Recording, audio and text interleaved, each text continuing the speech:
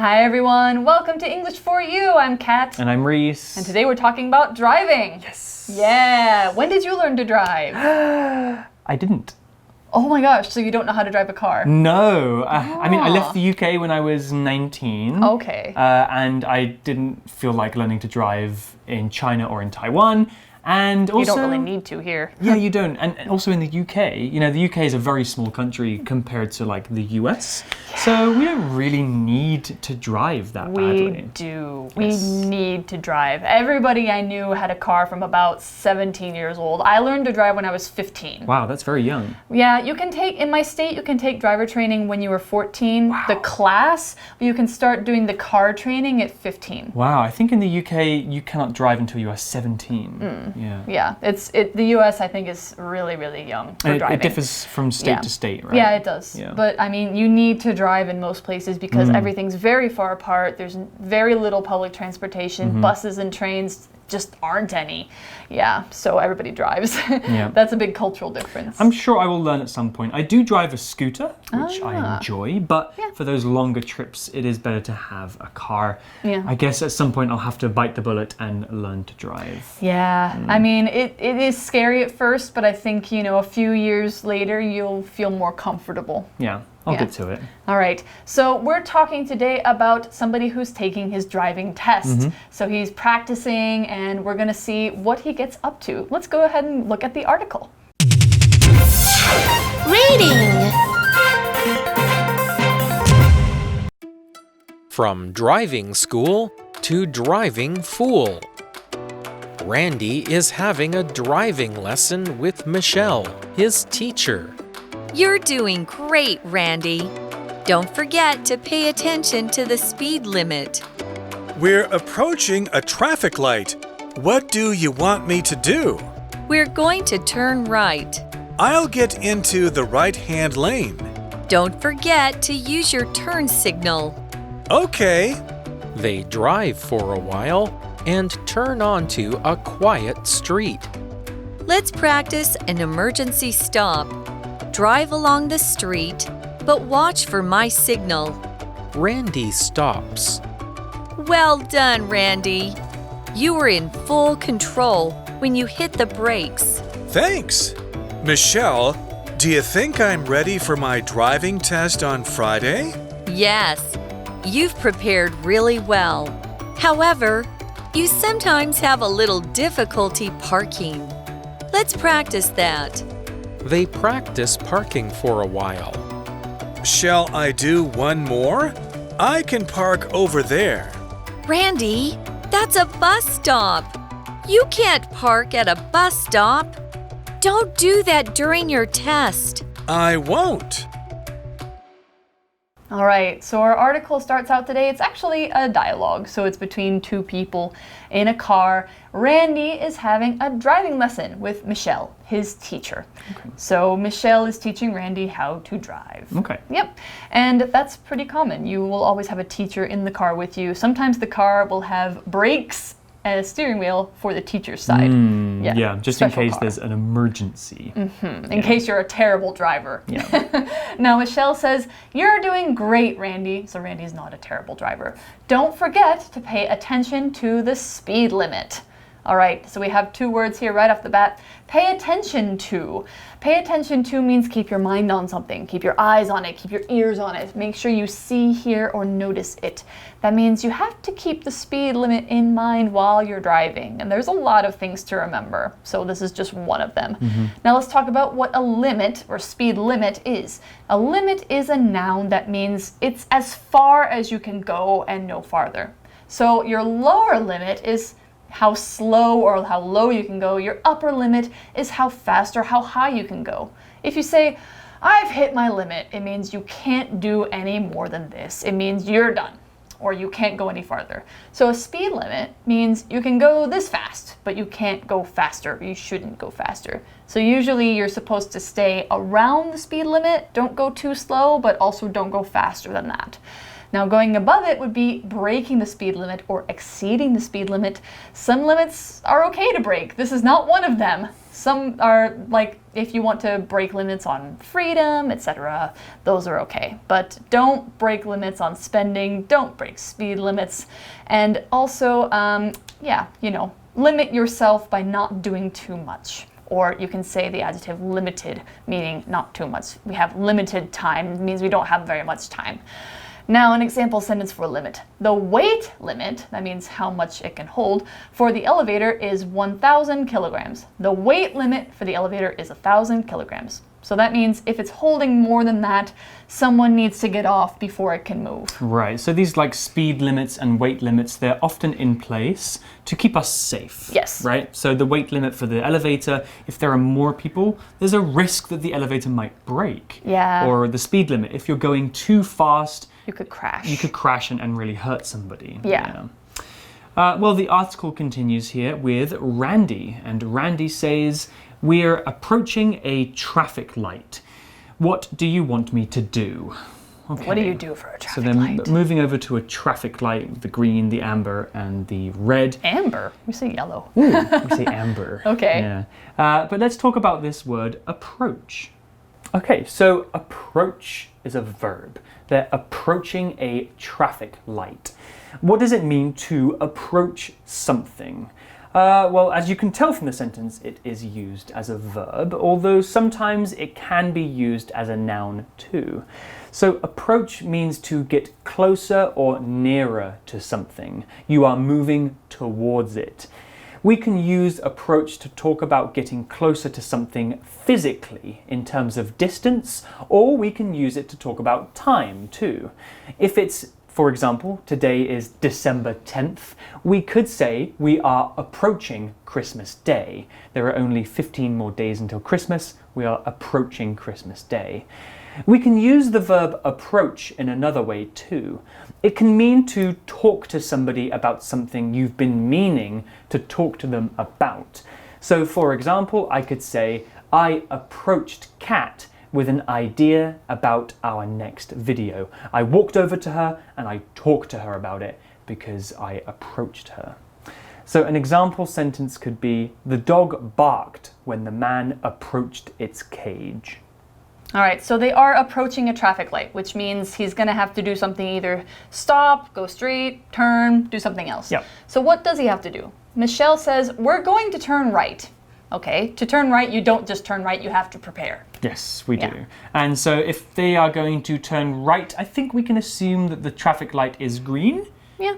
Otherwise, he wouldn't be able to turn right. Or sometimes you can turn right on a red light, but you have to stop first. Yes, I think in some countries, like in the US, but in the UK, if it's a red light, you have to stop regardless.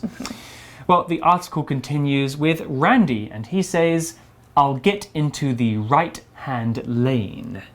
And then Michelle says, don't forget to use your turn signal. Please use your turn signal. Please, please, please. Yeah. Yes. Turn signals are so important and so many people don't use them. Is it really that hard to forget? You mean easy to... Yeah, I mean... Easy to forget. I just think it's a habit. You have to do it. Yeah. Like, just do it and be nice to people around you so they know which way you're going. Yeah. Do it. I mean, I really don't know because I'm not a driver, but on the road I see so many people not using their signals, which is a word that we'll talk about later. Okay. But first, let's talk about lane. So Randy gets into the right-hand lane. So what is a lane? Well, it's a noun, and a lane is a thin, narrow road or a small part of a big road. So with big roads like highways, there might be up to 4, 5, or 6 different lanes for the cars to drive on. If you move from one lane to the other, you should tell the other drivers around you by using your turn signals. Those are those flashing lights at the front and back of your car. Yeah. They make that really annoying noise. Yeah, it's a needed noise. Yeah. Yeah. So an example sentence could be, stay in the right-hand lane of the highway. We will be exiting this road soon. Yeah. I think some highways in the US have up to 8 lanes. Wow, that's so wide. So 4 for this direction and 4 for that direction. Yeah, and if you're not in the right lane, you better get in the right lane, but safely. Yeah, okay, so Randy's getting in the right-hand lane, which means the lane to the right of him. He says, okay, and they do it. And they drive for a while and turn onto a quiet street. Sounds nice. Yep. A quiet street is probably a good place to practice driving. Yes. Yeah, there are not so many people and cars around. So the article continues with Michelle, the driving instructor, and she says, let's practice an emergency stop. Drive along the street, but watch for my signal. Okay. Okay. An emergency stop is something that people have to practice when they're driving, Yes, right? I'm getting ready to give a signal. Oh, okay. Well, let's learn about signal. Okay. Signal. We've already seen this word, haven't we?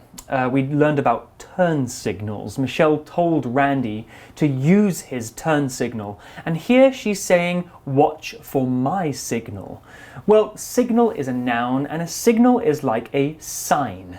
Actually, the word sign is hidden inside the word signal. S-I-G-N, sign, with an A-L is signal.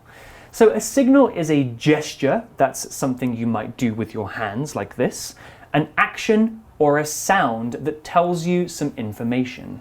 It's important that a signal is understood by the person sending and receiving the information. So throwing my hands around like this is not a clear signal. Nobody will understand what I mean. But something like a thumbs up is a good signal that most people understand.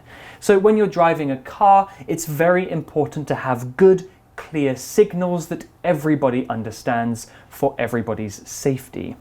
So in this part of the article, Michelle said that Randy should practice his emergency stop when she gives him a signal. That means Michelle will make a noise or some kind of gesture when she wants Randy to practice this skill. So an example sentence with signal could be, the flashing light was a signal that we should not cross the track as a train was approaching. All right, so she gives a signal and Randy stops. He probably has to stop really suddenly because that's what an emergency stop is. So Michelle says, well done, Randy. You were in full control when you hit the brakes. Oh, so he did a good job. Yeah, he did a good job. Yeah. So he was in full control. Now, control here is this noun that means you're in charge of the situation. You have control. You are in control. You have the power. So if you're in control of your car, or in control of your brakes, in this case, the car is doing what you want it to do. It's not sliding, it's not, not stopping. Now, we have the opposite here, which is out of control. That means you have no power. You can't influence what's going to happen. One situation where your car is out of control might be if you're on ice. Oof. Your car might slip. It's very scary. They teach you how to deal with it, but even then, there's only so much you can do. So having control is safe. Not having control can be dangerous. Or you could also hand control over to somebody else. That means you have to trust them and that you are giving them the power to do something. We can also talk about controlling a verb, people, like this. For example, Jimmy's parents have no control over his behavior, means they can't do anything about him, so he does whatever he wants and they can't or won't stop him. That's not good parenting. It sounds like a naughty, naughty child. Yeah. All right. Well, the article continues with Randy, and Randy says, thanks, Michelle. Do you think I'm ready for my driving test on Friday? Ooh, that's an exciting thing coming up, a little bit nervous. And Michelle says, yes, you've prepared really well. However, you sometimes have a little difficulty parking. Let's practice that. Parking, I think, is one of the hardest things to learn. Yeah, I don't drive, but I've heard from friends that drive that parking, particularly reverse and parallel parking, are really difficult to get right. Yeah, although weirdly enough, when I was learning to drive, parallel parking was one of the things I did best. I was actually really bad at driving, but parking was okay. Why? I don't know. It was weird. But anyway, we're going to learn what parking means. Let's go ahead and take a look at that. Now, when you hear the word park, you might think of a nature park. That's not what we're talking about here. Here we're using park as a verb to talk about parking your car. This means putting your car in a place to stop it and turn it off, usually on the side of a road or inside a garage. Now, the big P signs that you see on the road sometimes mean that you can park your cars or scooters near there or inside. We park in parking lots, also called car parks in the UK, or we park in parking garages. Now, they have smaller parts called parking spaces where you see the two lines and you're supposed to put your car in between the lines. That's the parking space. In another way, we can say, we can use park to talk about people's bodies. We can say, park yourself here to tell someone to stop and sit down and not move.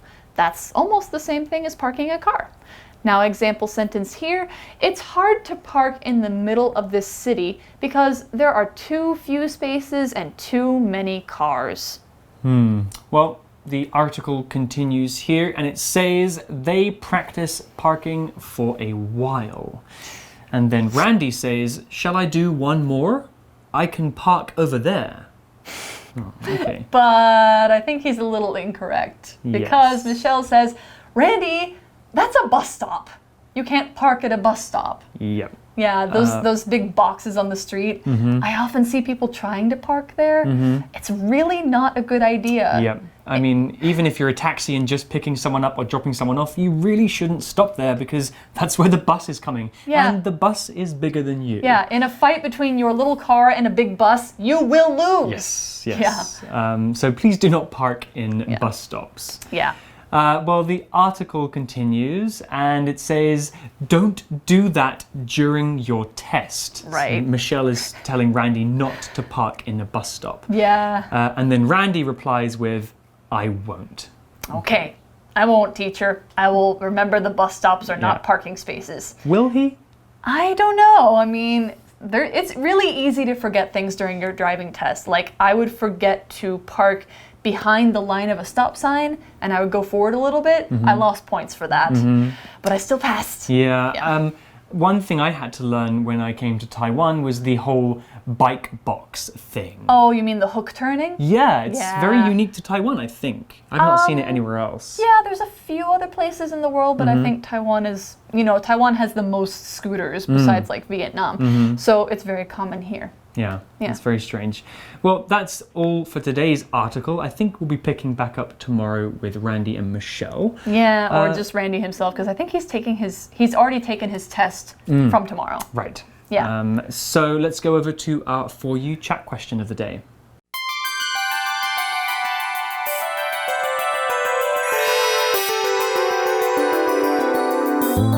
For You chat. All right, so since I know how to drive already, I'm going to ask you this, Reese. Okay. Would you like to learn how to drive as soon as you can? Why or why not? I mean, sure.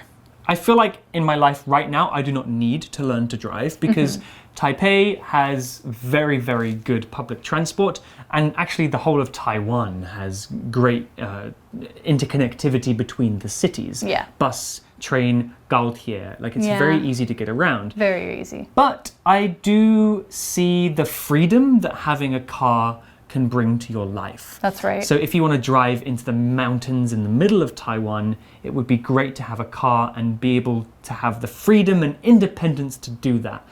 And if I travel to the US or other bigger countries, which I plan on doing, then it would be pretty useful to be able to go there and rent a car that I can drive myself. So yes, I would like to learn to drive at some point, and maybe I'll do it in Taiwan. I think it's cheaper here than in the UK. Really? To learn to drive. Okay. I don't know about the price because I was a teenager when I learned. But yeah, I mean, if you get to learn to drive, just make sure you be safe. Yes. Yeah. I can ride a scooter. I'm very, very safe on my scooter, so I'm sure I can drive a car. All right. How about you guys at home? Yeah. Would you like to learn to drive? Maybe you're not quite at the age where you are allowed to drive just yet, but one day you will be. Do you know how old you have to be in Taiwan? I think 18. Yeah, I think you have to be 18.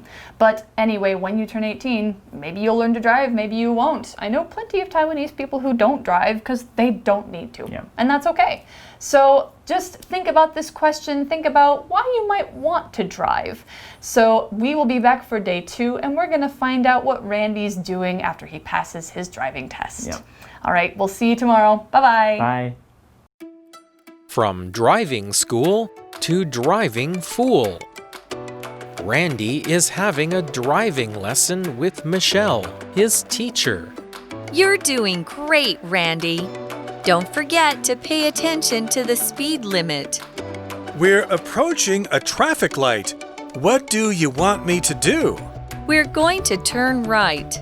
I'll get into the right-hand lane. Don't forget to use your turn signal. Okay. They drive for a while and turn onto a quiet street. Let's practice an emergency stop. Drive along the street, but watch for my signal. Randy stops. Well done, Randy. You were in full control when you hit the brakes. Thanks. Michelle, do you think I'm ready for my driving test on Friday? Yes, you've prepared really well. However, you sometimes have a little difficulty parking. Let's practice that. They practice parking for a while. Shall I do one more? I can park over there. Randy, that's a bus stop. You can't park at a bus stop. Don't do that during your test. I won't. Vocabulary Review. Limit. The government has placed a limit on the number of fish you can catch in this lake. Approach. The train slowed down as it approached the station. Lane. I was driving at a regular speed, and some faster cars passed me in the left lane. Signal. The police officer stood on the road and gave drivers a signal to turn back. Control. Ryan lost control of his bike when he rode down the hill. Park. The driver parked the truck outside Tina's house to deliver her new TV.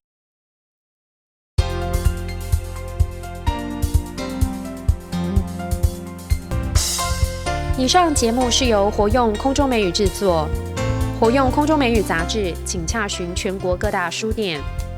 如欲索取试听教材，请来电02-2364-4000 02-2364-4000，或上网查询，网址是 www.english4u.net www.english4u.net